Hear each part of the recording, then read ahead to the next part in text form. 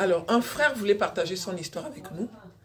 Un jeune homme qui est né d'un père inconnu et sa maman est morte alors qu'il n'avait que 4 ans. Sa tante s'est occupée de lui et en grandissant, ils avaient remarqué qu'il était différent.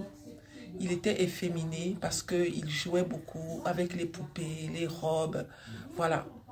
Jusqu'à ce que les choses se sont confirmées et ils ont découvert qu'il était gay. Il a souffert parce que ce n'était pas facile. Les attaques physiques, morales, verbales, voilà, c'était comme ça.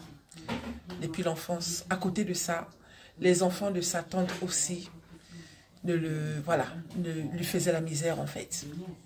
Dès qu'il a eu 7 ans, son oncle a commencé à coucher avec lui, dès l'âge de 7 ans, jusqu'à l'âge de 14 ans. Sa tante a découvert, un jour, elle rentrait du boulot.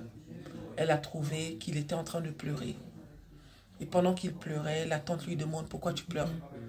Et il dit à la tante que voilà, c'est tonton qui me fait ça tous les jours. La tante n'a pas cherché à comprendre qu'elle a commencé à taper l'enfant. « C'est pas moi qui t'a rendu pédé. Tu veux maintenant détruire mon foyer. Je savais bien. Voici pourquoi tu n'as pas de père.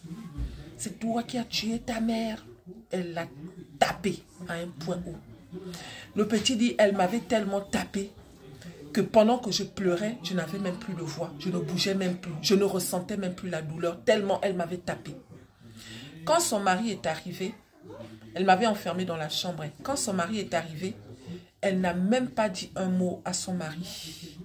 Elle a fait comme si de rien n'était.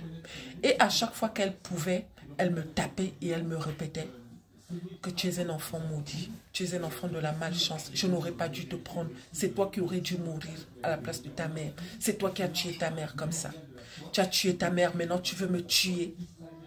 Tout ça là, le mari était là, elle ne disait rien. Un jour, il en a eu marre, quand il a eu 14 ans, quand elle a découvert bien sûr, le mari a continué, hein. Il est parti de la maison et il a rencontré un gars qui était aussi gay.